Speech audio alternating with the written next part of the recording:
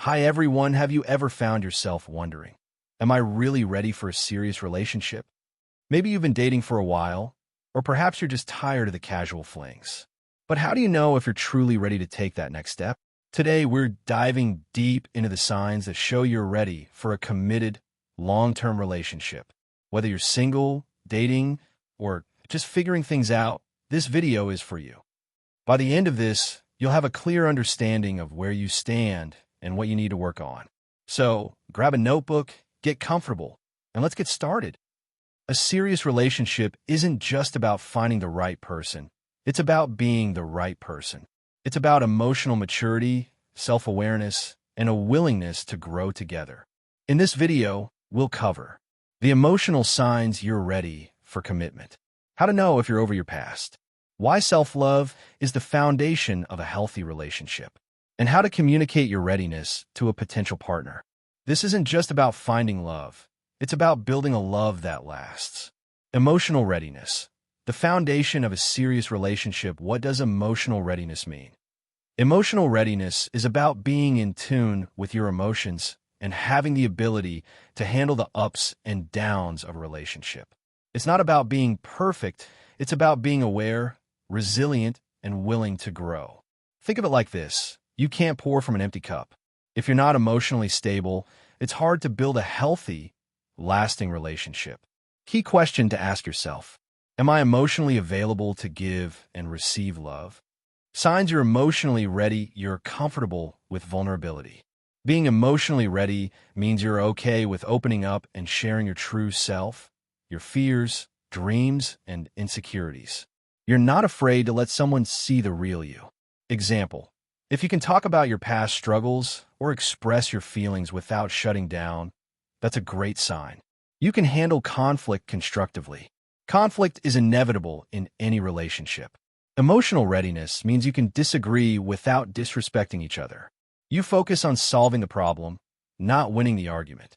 Example: instead of yelling or walking away, you take a deep breath and say, "Let's talk this through."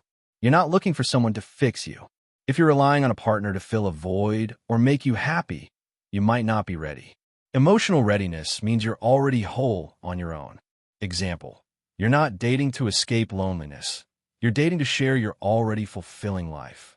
How to build emotional readiness: practice self-awareness. Start by understanding your emotions.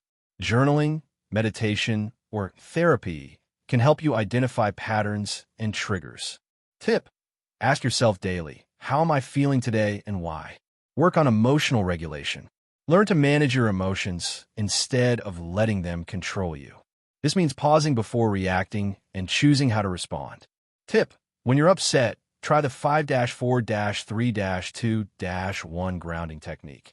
Name 5 things you see, 4 things you feel, 3 things you hear, 2 things you smell, and 1 thing you taste. Heal from past wounds. If you're carrying trauma or unresolved pain, it's hard to be emotionally ready. Seek therapy or counseling to work through these issues. Example: if you've been hurt in the past, take time to heal before jumping into a new relationship. Practice empathy and active listening. Emotional readiness isn't just about you. It's also about being there for your partner.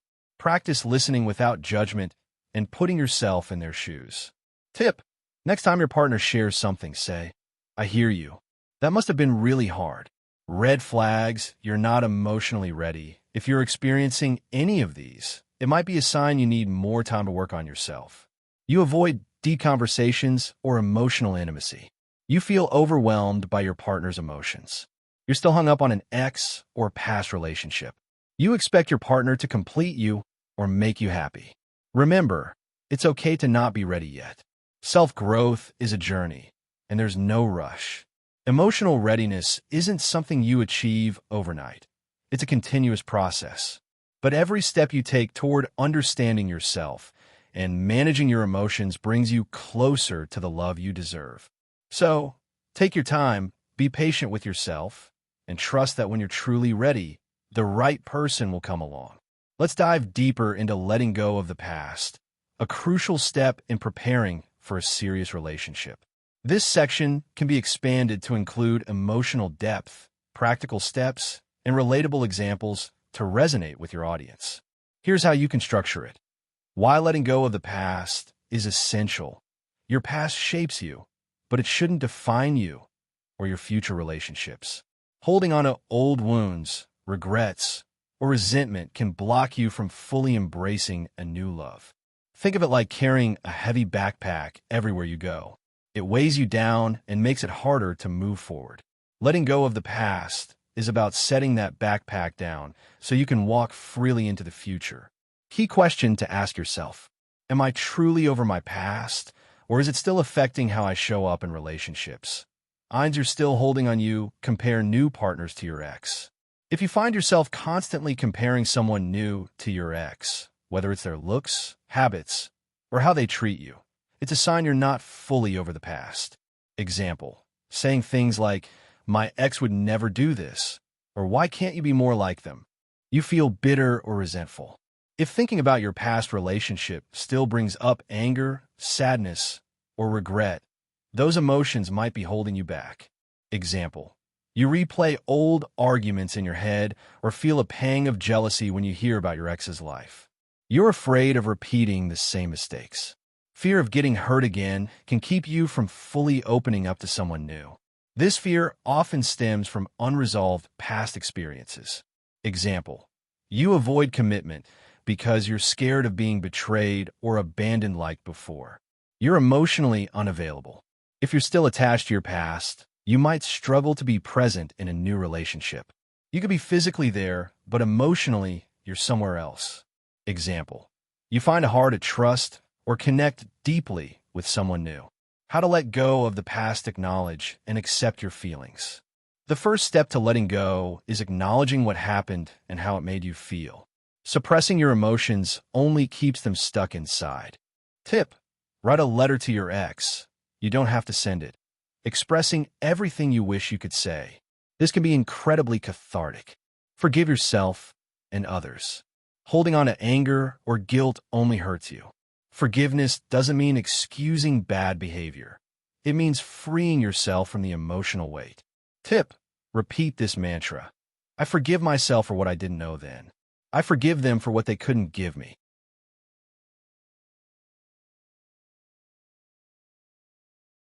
Create closure. If you didn't get closure from your past relationship, create it for yourself. This could mean having an honest conversation, returning old belongings, or simply deciding to move on in your heart. Example: if reaching out isn't an option, visualize yourself closing that chapter and saying goodbye. Focus on the present. The past is over, and the future isn't here yet. The only moment you have is now. Practice mindfulness to stay grounded in the present. Tip: try a daily gratitude practice. Write down 3 things you're grateful for today. It shifts your focus to the good in your life. Rebuild your identity. After a breakup, it's easy to lose sight of who you are outside of the relationship. Rediscover your passions, hobbies, and goals. Example: take a class, travel, or spend time with friends who remind you of your worth. Red flags you're not ready to let go. If you're experiencing any of these, it might be a sign you need more time to heal. You still stalk your ex on social media. You bring up your past relationship constantly in conversations. You feel a sense of emptiness or loss when you think about your ex. You're not interested in meeting new people or dating.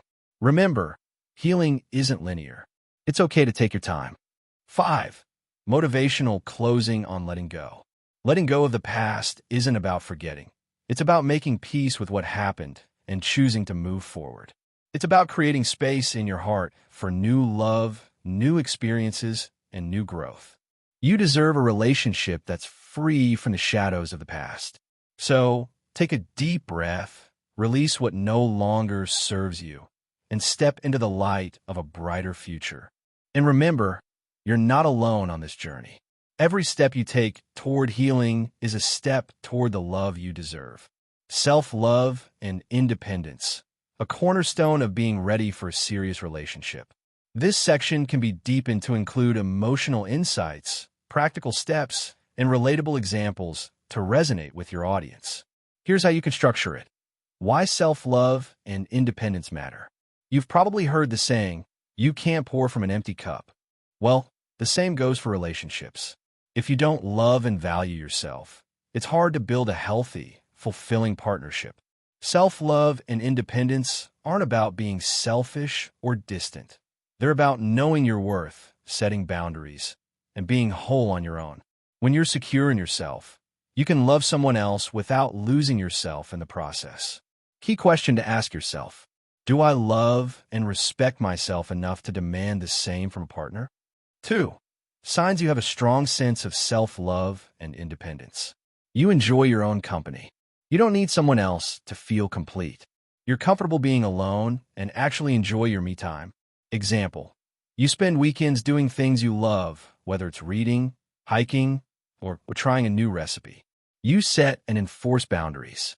You know what you will and won't tolerate in a relationship, and you're not afraid to communicate those boundaries. Example: if someone disrespects you, you speak up instead of brushing it off. You pursue your own goals and passions. Your happiness doesn't depend on a partner. You have your own dreams and are actively working toward them. Example: you're taking a course, building a career, or training for a marathon because it matters to you. You don't seek validation from others. You know your worth isn't determined by someone else's opinion of you. You validate yourself. Example: you don't feel the need to post on social media just to get likes or comments. 3. How to cultivate self-love and independence. Practice self-care regularly. Self-love starts with taking care of yourself, physically, emotionally, and mentally. This can mean exercising, eating well, meditating, or simply getting enough sleep. Tip: create a self-care routine that works for you. Even 10 minutes a day can make a difference. Celebrate your wins, big and small. Acknowledge your achievements, no matter how small. This builds self-confidence and reinforces your worth. Example: finished a project at work? Treat yourself to something you enjoy. Had a tough day, but got through it? Give yourself credit for resilience. Spend quality time alone. Being comfortable alone is a sign of true independence. Use this time to reflect, recharge, and reconnect with yourself.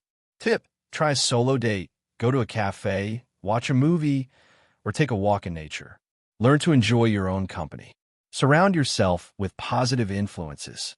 The people you spend time with can either lift you up or bring you down. Choose friends and mentors who encourage and inspire you. Example: if someone constantly criticizes you or makes you feel small, it might be time to distance yourself.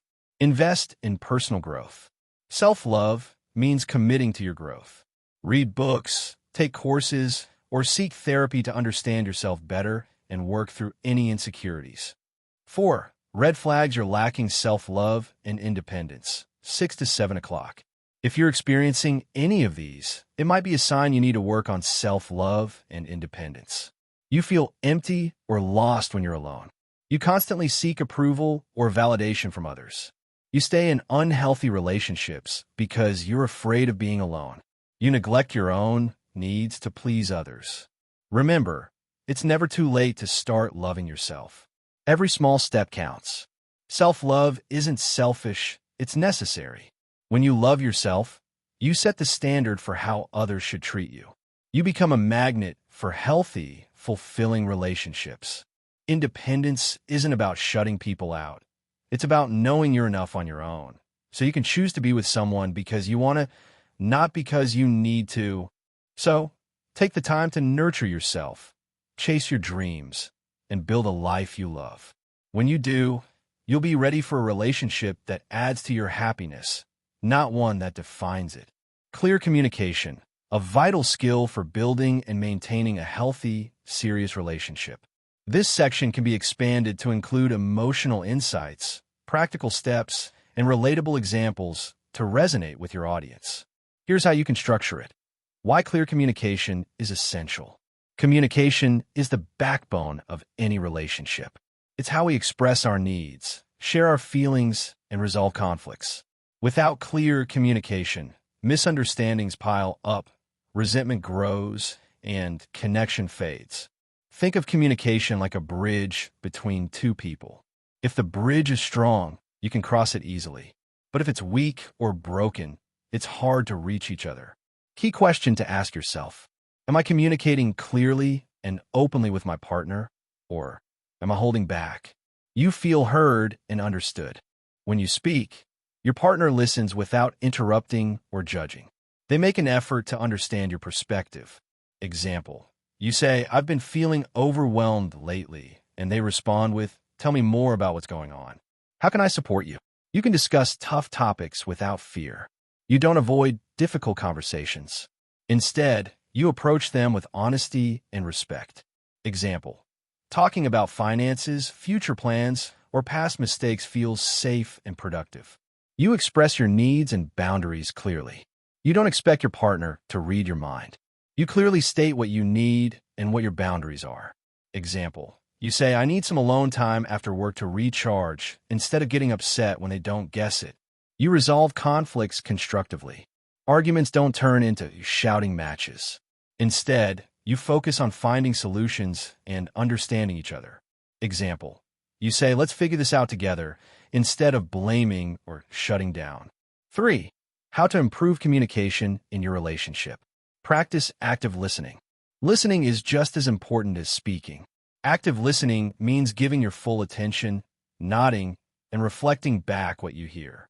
Tip: when your partner speaks, say, "What I'm hearing is," to show you're truly listening. Use I statements instead of you statements. This helps you express your feelings without sounding accusatory. For example, say, "I feel hurt," when instead of "you always." Example, instead of "you never listen to me," try "I feel unheard when I'm sharing something important." Be honest and transparent. Don't hide your feelings or pretend everything is fine when it's not. Honesty builds trust and deepens connection. Tip: if something's bothering you, bring it up calmly instead of letting it fester. Avoid assumptions and ask questions. Don't assume you know what your partner is thinking or feeling. Ask questions to clarify. Example, if they seem upset, say, "I noticed you've been quiet. Is everything okay?" Schedule regular check-ins. Set aside time to talk about how you're both feeling in the relationship. This could be a weekly or monthly relationship check-in. Tip: ask questions like, "What's been working well for us lately? Is there anything we need to improve?" 4. Red flags of poor communication. If you're experiencing any of these, it might be a sign your communication needs work. You avoid difficult conversations or sweep issues under the rug. You feel misunderstood or dismissed when you speak. Arguments often escalate into yelling or silent treatment. You or your partner use passive-aggressive comments instead of being direct. Remember, it's never too late to improve communication. It just takes effort and practice. Clear communication isn't just about talking. It's about connecting. It's about creating a safe space where both of you can be honest, vulnerable, and truly understood. When you communicate clearly, you build trust, deepen intimacy, and strengthen your bond. It's not always easy, but it's always worth it. So, take a deep breath, open your heart, and start the conversation. Your relationship will thank you for it. Clear communication equals expressing needs, sharing feelings, and resolving conflicts effectively. Signs of clear communication: feeling heard, discussing tough topics, expressing needs, resolving conflicts constructively. How to improve communication: practice active listening, use I statements, be honest, avoid assumptions, and schedule check-ins. Red flags of poor communication: avoiding tough conversations, feeling misunderstood, escalating arguments, using passive-aggressiveness. Clear communication builds trust, intimacy, and connection.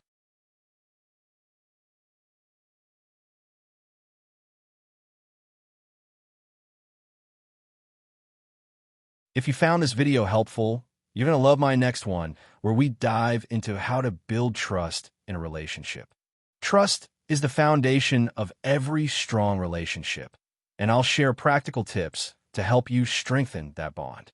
Click the link on the screen or check out the description below to watch it next. And don't forget to hit that subscribe button and turn on notifications so you never miss out on our weekly videos. Remember, being ready for a serious relationship isn't about being perfect. It's about being willing to grow, communicate, and love deeply. You deserve a love that's real, lasting, and fulfilling. Take your time, work on yourself, and trust that the right person will come along when the time is right. Until then, keep growing, keep loving, and keep being your amazing self. Thanks for watching, and I'll see you in the next video. Bye for now.